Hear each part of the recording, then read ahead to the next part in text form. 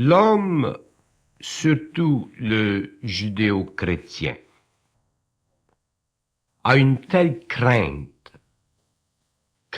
tellement profonde du mensonge, qu'il passe une très grande partie de sa vie spirituelle, de sa vie de conscience, à chercher à le reconnaître.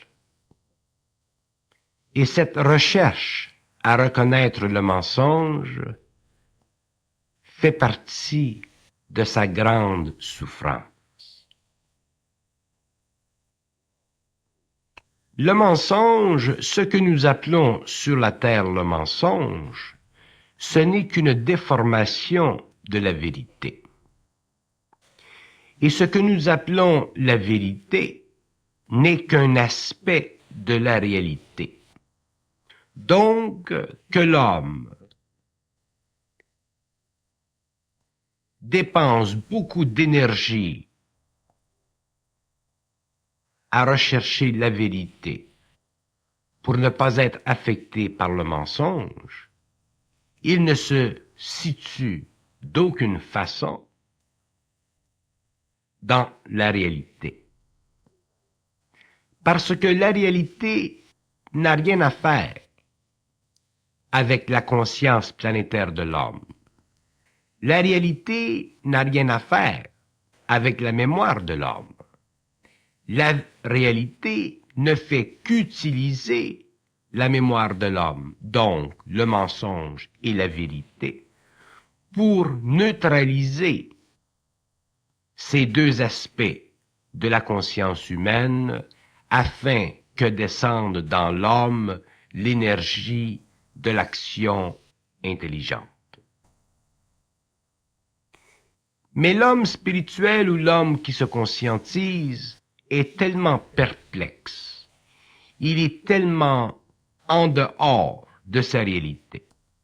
Il y a encore en lui tellement de bois mort qu'il est incapable de s'imaginer dans l'instantané qu'une condition établie par l'homme lumineux en lui soit libre, en dehors et au-dessus de ce que lui appelle la vérité ou le mensonge.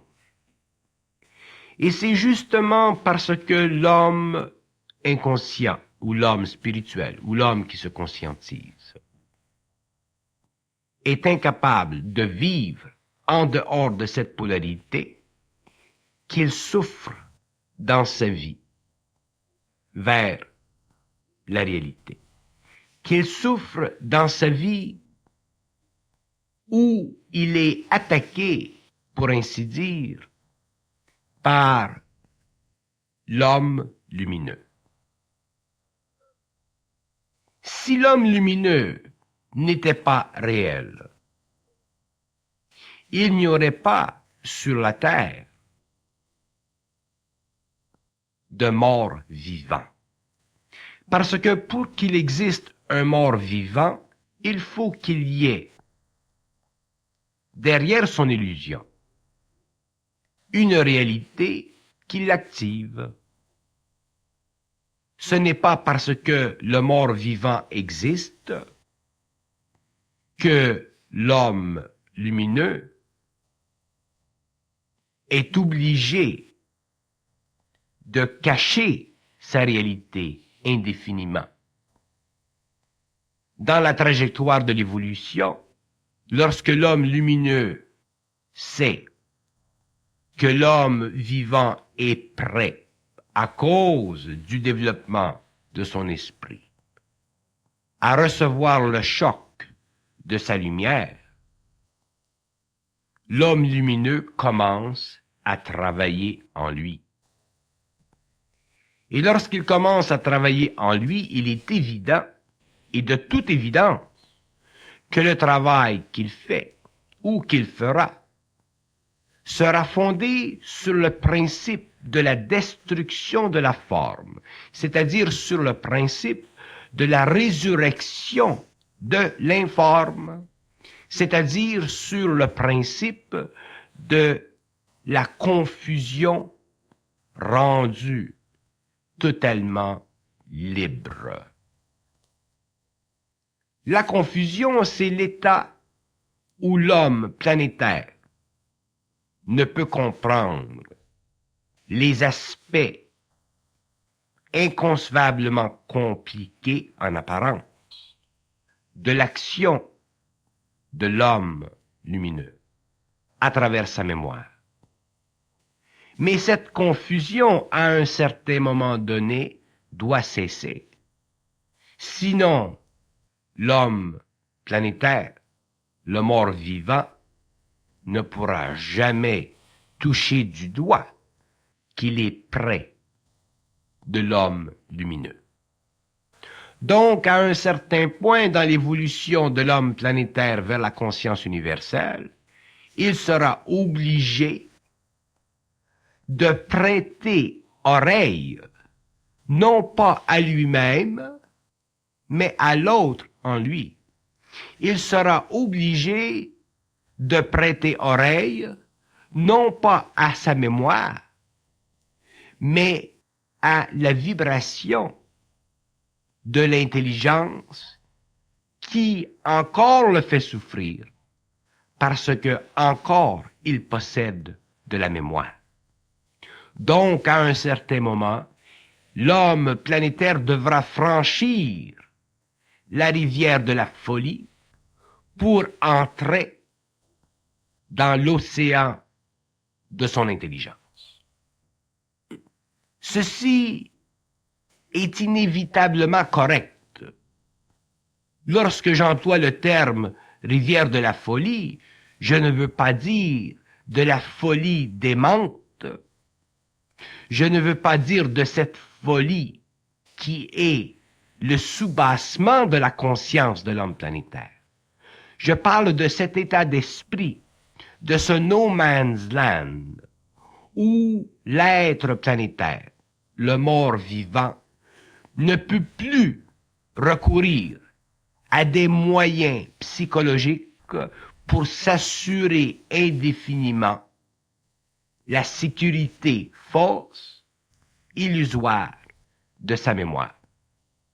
Je parle de cette période dans sa vie, à un certain point, où le rapprochement entre l'homme cosmique ou l'homme lumineux avec l'homme planétaire est tellement avancé qu'il n'y a plus de choix dans la vie de l'homme planétaire que de vivre ce rapprochement, de vivre l'état d'esprit particulier que confère ce rapprochement, afin de réaliser que les inquiétudes naissant de sa mémoire étaient des inquiétudes dont était construite sa mémoire.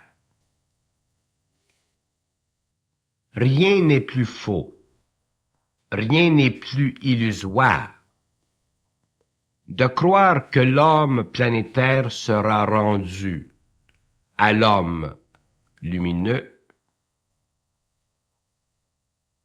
sans vivre cet état d'esprit particulier à cette rencontre que j'appelle la rivière de la folie. Je ne dis pas ceci pour faire croire à l'homme quelque chose qu'aucun homme ne voudrait vivre ou connaître. Je ne dis pas ceci pour donner à l'homme l'impression qu'il vivra demain quelque chose qu'aujourd'hui il devrait craindre. Je dis ceci pour faire comprendre à l'homme que demain, lorsque l'être lumineux se rapprochera de lui, il sera inévitablement amené à conquérir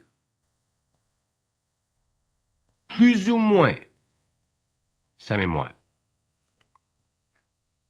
Si l'être lumineux conquiert totalement la mémoire de l'homme planétaire, il connaîtra la fusion. Si l'être lumineux conquiert partiellement la mémoire de l'homme planétaire, il sera avancé en conscience et en fusion. Mais il est inéluctable que la mémoire de l'homme doit être rendue à la doublure, que la mémoire de l'homme doit être rendue à l'intelligence en lui qui est nettement supérieure à celle de la mémoire.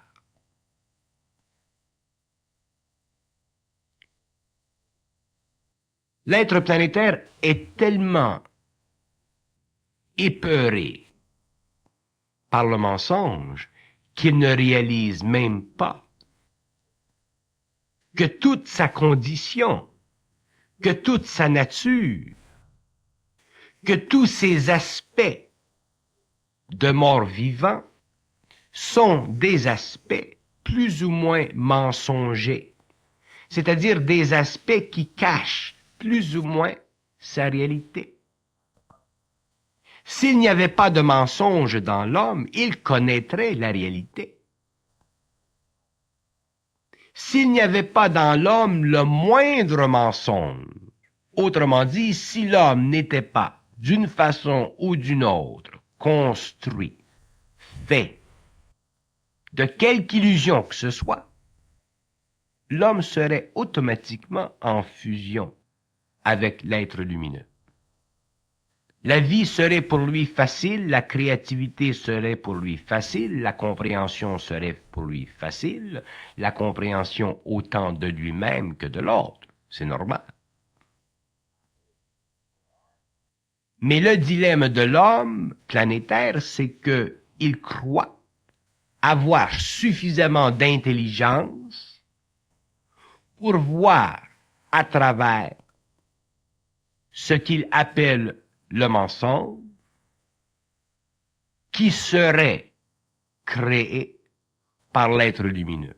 Lorsqu'en fait l'être lumineux ne se sert que de la forme pour troubler la polarité de l'être planétaire, afin que ce dernier puisse être un jour libre de cette polarité, lui permettant ainsi d'avoir accès à lui-même. Si nous regardons dans le monde de l'homme où la vérité est exploitée, nous pouvons très facilement voir et déceler que derrière les vérités affichées, il se cache certaines illusions, donc certains mensonges. Et pourtant, combien d'hommes par millions accourent vers ces vérités, se nourrissent de ces vérités pour n'assombrir qu'un peu plus le ciel de leur propre réalité. C'est le fait de l'homme de l'involution.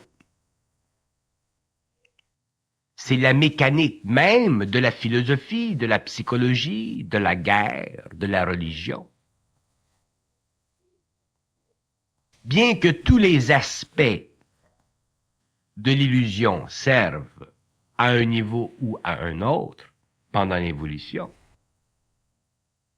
ces aspects au cours de l'évolution ne peuvent plus être dans l'homme, puisque l'homme, au cours de l'évolution, ne peut plus être retardé dans son intelligence, dans sa volonté et dans son amour. Donc, ceux qui perdent trop de temps et d'énergie à essayer de mettre le droit chemin au-dessus de toute condition, se trouveront dans une situation éventuellement où ils verront que le droit chemin n'est qu'un chemin créé par l'homme lumineux en se servant de la mémoire de l'homme planétaire.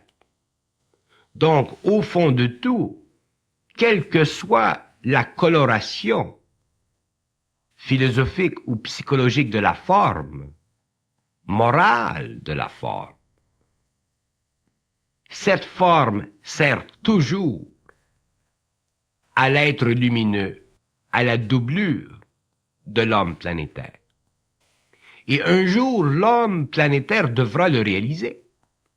Sinon, s'il ne le réalise pas, il souffrira constamment de ce que nous appelons, sur le plan matériel, le mensonge.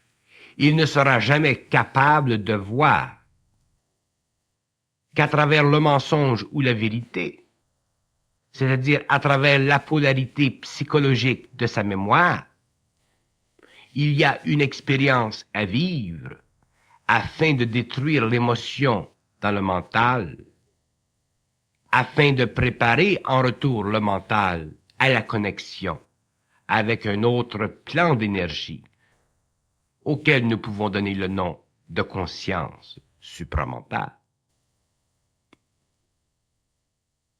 L'homme qui vient demain et qui est aujourd'hui préparé doit venir nu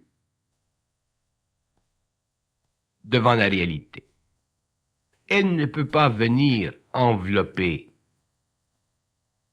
de vérité ou de mensonge. Cette illusion est très grande, elle est très profonde et elle est très conséquente. L'être lumineux dans l'homme est la présence même de l'intelligence dans l'homme. Donc l'action de l'être lumineux dans l'homme est l'action parfaite. C'est l'homme planétaire qui rend imparfaite l'action de l'être lumineux. Et c'est l'homme planétaire qui croit que l'action de l'être lumineux est imparfaite. Et si l'homme planétaire croit que l'action de l'être lumineux est imparfaite, il est évident que c'est à lui de réaliser son illusion. Parce que s'il ne réalise pas son illusion, il sera lui-même obligé éventuellement de retarder son évolution, sa fusion avec l'être lumineux. Puisque l'être lumineux ne peut pas, d'aucune façon, compromettre sa réalité, et que seul l'être planétaire peut compromettre sa réalité, puisque sa réalité est compromettante et n'est pas fondamentalement créative. Donc, beaucoup d'hommes se servent de la moralité pour mesurer l'action de l'homme lumineux. Mais ils ne réalisent pas que la moralité ne fait pas partie de l'intelligence, que la moralité est une mesure du rapport dans la polarité de la mémoire de l'homme, dans la mémoire de l'humanité, et que cette moralité n'est qu'une convention prescrite à l'homme de l'involution pour lui permettre de développer une société stable. Mais lorsque l'homme planétaire va vers l'homme lumineux, lorsqu'il va à la découverte de sa doublure, lorsqu'il va vers l'intemporel, il doit apprendre graduellement, non pas à être au-dessus de la moralité, mais à ne pas prendre l'action de l'homme lumineux pour une action courte de moralité. Parce que l'action lui semble être au-delà ou au-dessus des conventions décrites dans la polarité de la mémoire de l'homme planétaire. Si l'homme planétaire ne peut voir ceci, si l'homme planétaire est incapable de s'apposer à la conscience que régit l'homme lumineux, il est évident que sa mémoire deviendra extrêmement active afin de créer en lui le plus de réflexion possible dans le but naturellement de retarder sa fusion avec l'être lumineux. C'est ce que nous appelons les influences planétaires sur l'homme, c'est ce que nous appelons les influences astrales sur l'homme et dans l'homme planétaire. L'homme planétaire, le mort-vivant, est suffisamment ignorant pour croire ou s'imaginer que l'action de l'homme lumineux à travers lui est une action qui doit convenir à sa mémoire. L'observation de cette illusion est tellement grande et grande de conséquences que ce n'est que lorsque l'homme planétaire a suffisamment évolué vers la fusion qu'il commence à lui apparaître clair que les impressions qu'il avait auparavant de la qualité de l'action de l'homme ou de l'être lumineux à travers lui étaient insuffisantes. Ce n'est que lorsqu'il a suffisamment avancé dans la réorganisation matérielle de ses principes inférieurs qu'il peut facilement réaliser ou reconnaître qu'effectivement l'action de l'être lumineux en lui est une action qui se situe et qui doit se situer au-dessus de la forme ou des formes, morales ou autres, de la mémoire planétaire de l'homme, sans pour cela que ses actions manquent de caractère moral ou de caractère convenient à la structure sociale du temps où se fait la préparation. L'homme planétaire est tellement épris de son intelligence, il est tellement orgueilleux de son intelligence et dans son intelligence, que l'action créative de l'être lumineux en lui apparaît forcément une action à outrance, lui apparaît forcément comme étant une action à laquelle lui n'a pas droit.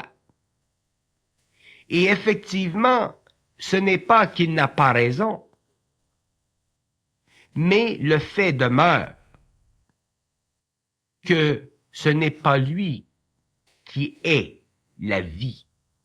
Ce n'est pas lui qui est le pouvoir de vie. Lui n'est qu'une coque. Lui n'est qu'un mort vivant. qui se croit être vivant, et donc conscient, et donc par le fait même, susceptible d'avoir droit à un égard qui ne relève en fait que de la convention inscrite dans la mémoire de l'homme planétaire. Donc, l'homme planétaire est un être qui ne peut pas comprendre parfaitement pourquoi l'être cosmique, l'être lumineux en lui, agirait d'une façon qui ne convient pas à sa mémoire. Et ce n'est que lorsqu'il aura compris, réalisé, vécu, expérience après expérience, et que le travail de l'être en lui aura démoli ses illusions, qu'il pourra se réaliser dans sa conscience créative, qu'il pourra se réaliser dans son être, qu'il pourra être bien dans son être, qu'il pourra être bien dans sa peau, parce que à ce moment-là, il aura reconnu que ce qu'il était auparavant est maintenant détruit, et que ce qu'il est aujourd'hui est maintenant vivant. Le mensonge a plusieurs visages. Il y a le mensonge de la falsification et il y a le mensonge de la vérité. Et le mort vivant qui possède un esprit droit se servira du mensonge de la vérité pour essayer d'enrayer le mensonge de la falsification. Donc déjà, la main droite sera entachée et elle voudra nettoyer la main gauche. Et ce dilemme fait partie de la confusion de l'homme. Ce dilemme fait partie de l'incapacité de l'homme mort, du mort vivant, de pouvoir facilement accéder à l'être lumineux. Et c'est pourquoi l'initiation solaire de l'homme est un processus lent, processus qui doit prendre des années, processus qui, une fois commencé, ne peut plus s'arrêter. Parce que ce processus est déjà enregistré comme étant un processus de vie, comme étant un processus lié à la descente de l'énergie de la réalité dans la matière. Et comme tout ce qui se fait sur le plan matériel est déjà coordonné à ce qui se fait sur le plan invisible, il est normal que l'être planétaire qui souffre de la polarité du vrai et du faux puisse à un certain moment vivre la confusion, puisse à un certain moment craindre l'erreur. Mais d'un autre côté, il est inévitable qu'avec le temps, il découvre que l'être lumineux en lui exerce à travers ses principes une action créative qui défie la polarité, qui fait fi du mensonge, c'est-à-dire de la coloration de la polarité. et qui rend éventuellement à l'être planétaire la totale certitude, la totale sérénité, la totale action créative sur le plan matériel. Il y a une différence énorme entre reconnaître le mensonge et le voir partout. Il y a des gens qui ne savent reconnaître le mensonge, mais peuvent le voir partout.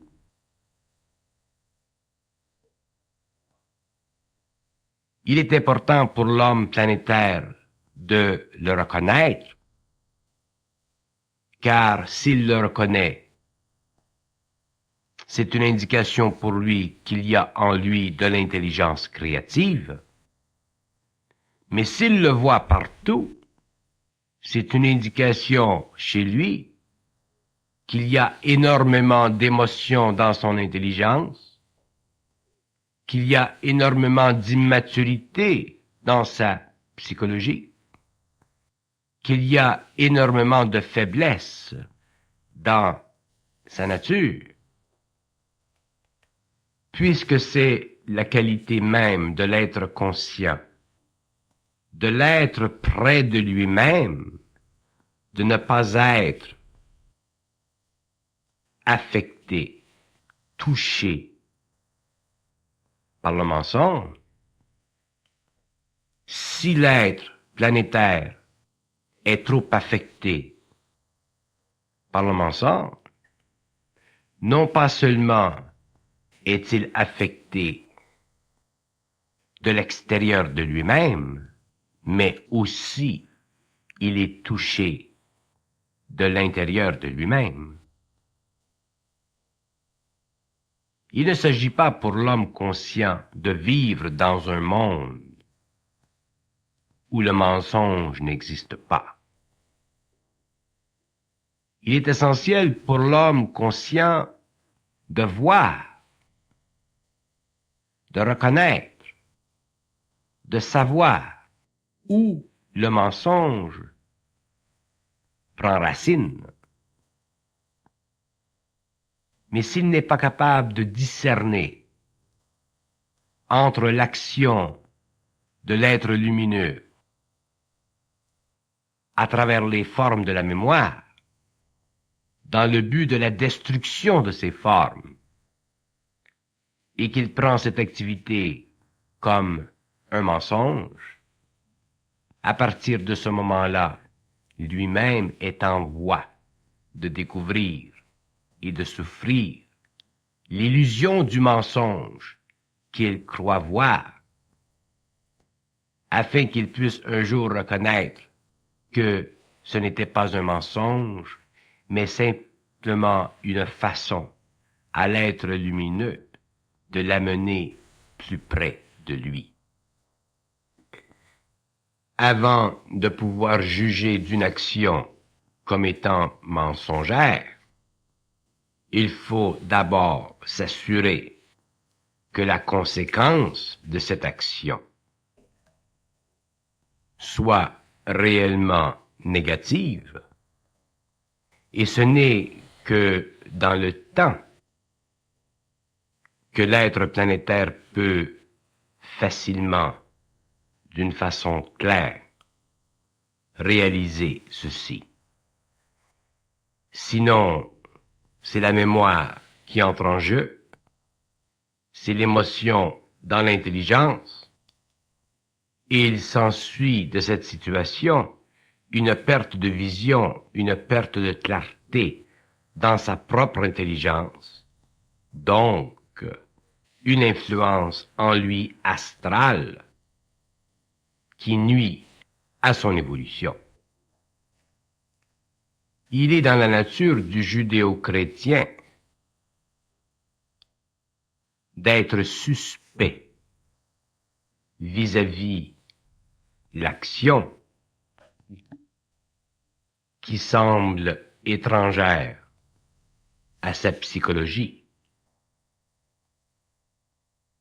Le judéo-chrétien possède un esprit moral très étroit, un esprit moral suffisamment étroit pour empêcher que ne passe entre lui et son esprit la lame effilée et luisante de l'action créative du double lumineux. Plus l'être conscient se perfectionne, moins il cherche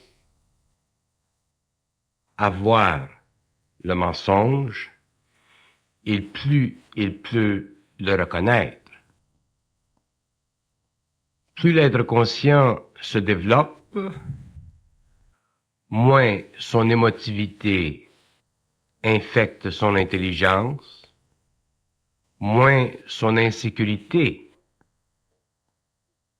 sert de tableau de fond à son activité psychologique, et plus il est capable de vivre dans le monde de l'homme en sécurité, car moins il perd d'énergie